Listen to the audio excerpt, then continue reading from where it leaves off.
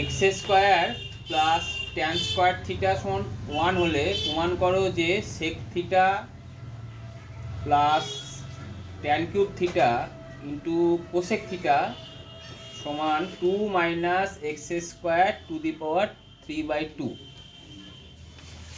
তা কী করবে,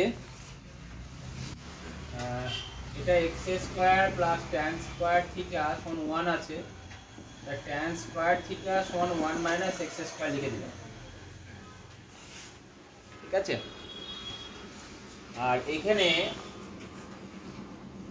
অঙ্ক দিয়ে আছে sec theta plus tan cube theta into cosec theta.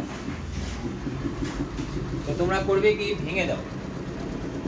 ভেঙে দিলে 1/cos theta sine cube theta by cos cube theta into 1/sin theta, কেটে দাও সাইন স্কোয়ার থিটা।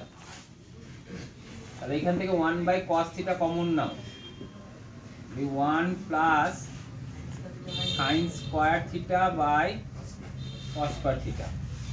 বুঝা গেছে? এরপরে কি করবে, এটা মানে কত, সেক থিটা, আর এটা 1 plus tan square theta. Tan square থিটার মানই পেয়ে গেছে, তাহলে এটাকে চেঞ্জ করবো না।